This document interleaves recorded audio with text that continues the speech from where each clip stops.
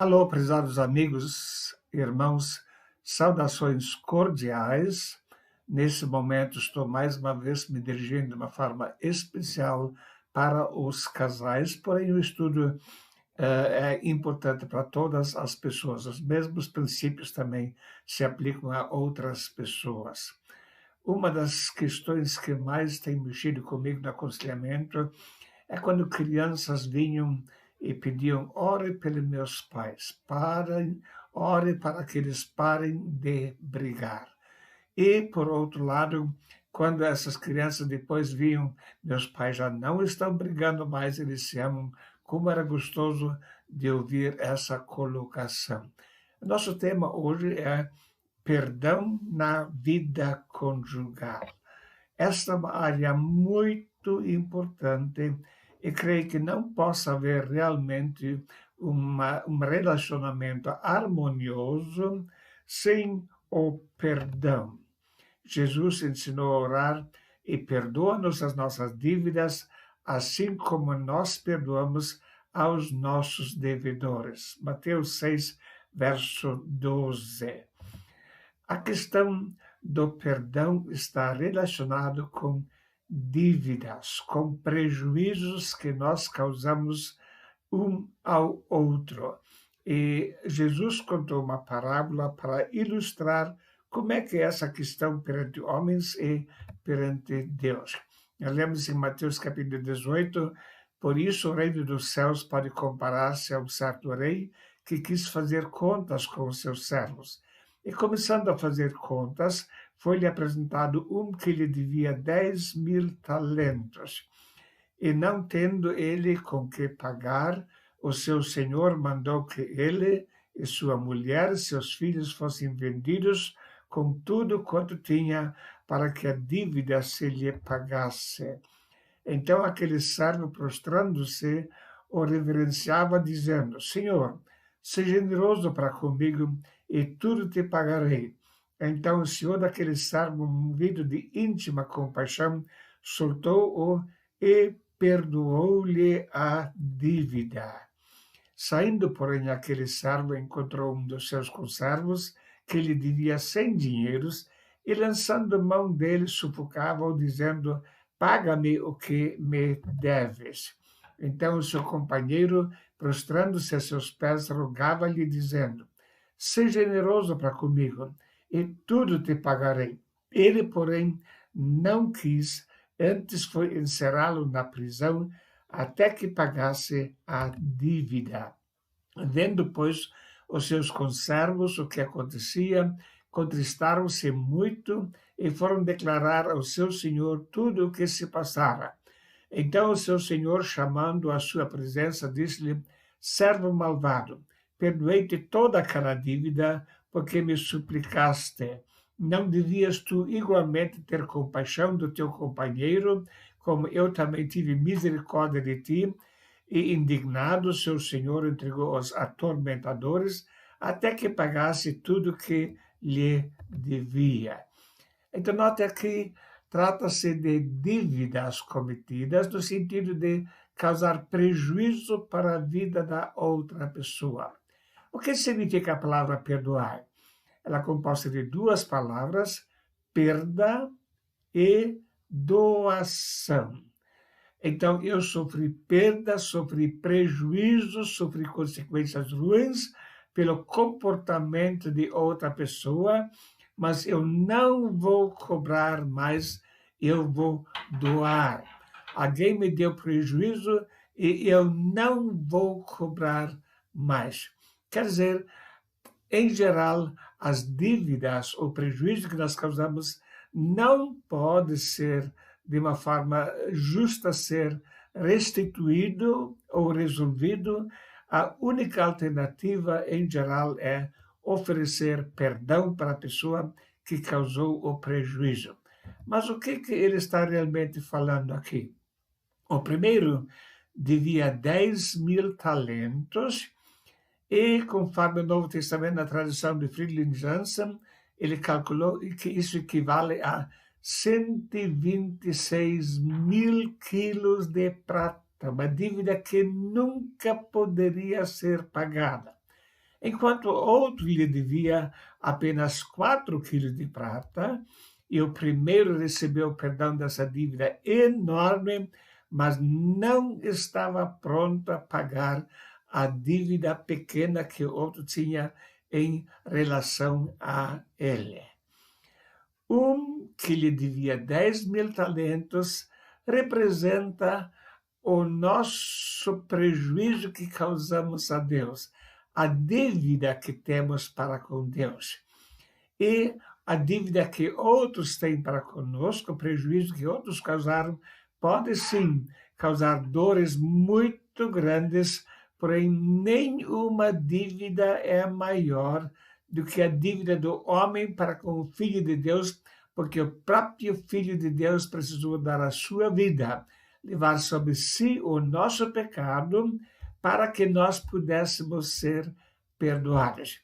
E os 100 dinheiros, ou 4 quilos de prata, representam, então, a dívida de um para com o outro. Portanto, a dívida do homem para com Deus sempre é infinitamente maior do que a dívida de uma pessoa para com a outra. Existem alguns elementos que são muito importantes na questão do perdão, também na vida conjugal. E um desses elementos é a questão de confissão da culpa.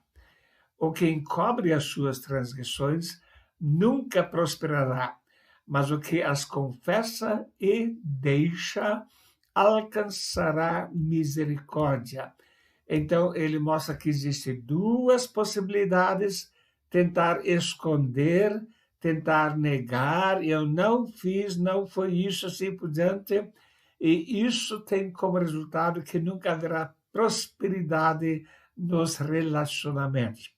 Mas aquela pessoa que confessa, admite, eu realmente fracassei, eu pequei, e vai então pedir misericórdia, essa pessoa vai alcançar misericórdia. Então, a confissão é fundamental numa questão de perdão do prejuízo causado. Temos isso como exemplo na história do filho pródigo, nessa parábola. E o filho lhe disse: Pai, pequei contra o céu e perante ti, e já não sou digno de ser chamado teu filho. Então temos aqui a confissão bem clara e declarada: eu fracassei, eu pequei contra o céu e perante ti.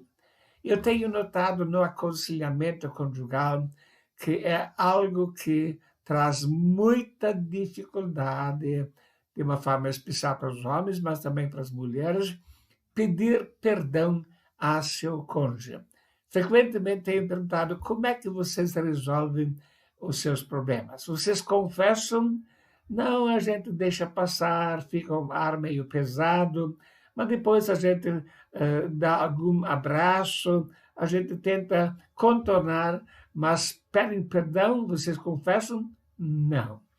Então as pessoas deixam para trás marcas de pecados cometidos que não foram confessados.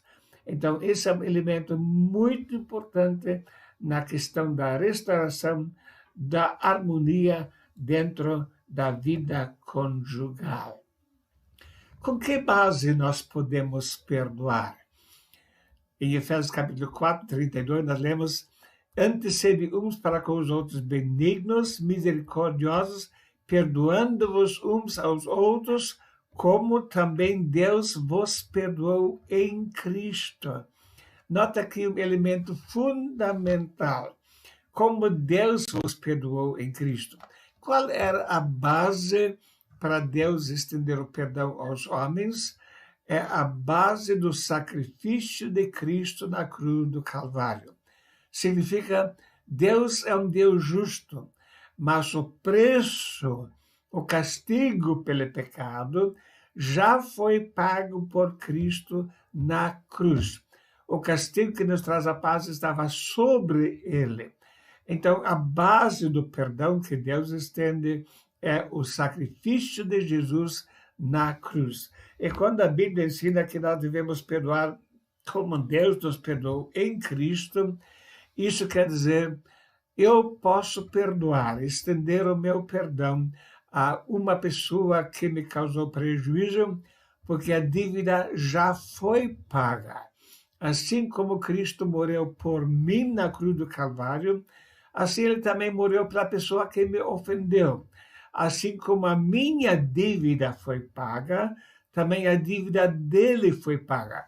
Então, sempre quando alguém vem para confessar o seu pecado, eu posso perdoar, porque a dívida já foi paga lá na cruz do Calvário. O prejuízo que o outro me causou já foi pago por Cristo na cruz. Então, eu sempre preciso lembrar, quando alguém vem arrependido, a dívida dele já foi paga lá na cruz do Calvário. E se eu não quero perdoar, eu estou então dizendo aquilo que Cristo fez na cruz pelo outro não vale. E quando a Bíblia diz que nós devemos perdoar como Deus perdoou, temos a mesma base. Jesus já pagou pelo pecado da outra pessoa. E se a pessoa não se arrepender? Acontece muitas vezes de a pessoa não confessar, negar, não se arrepender. Como é que eu devo agir numa situação dessa? Enquanto eu não perdoo, eu estou carregando um peso sobre mim com uma série de consequências. E por isso, queremos estudar no próximo estudo sobre como agir quando a pessoa que causou prejuízo não se arrepende. É muito importante aprendermos na Bíblia como devemos agir numa situação dessa. Então, queremos pensar um pouquinho na questão: quais são as consequências para mim? E queremos pensar, então, o que a Bíblia ensina, como agir quando a outra pessoa não está realmente confessando o seu pecado. Eu gostaria de receber uma cartinha sua por esse endereço, e-mail, peterundro2018@gmail.com. Lembrando que é tudo em minúsculo, ao contrário do que está escrito aqui. E ficarei grato se você me mandar uma cartinha, eventualmente também com perguntas. E agora, muito obrigado pela sua atenção e até a próxima semana, quando queremos prosseguir com esse tema. Que Deus o abençoe ricamente.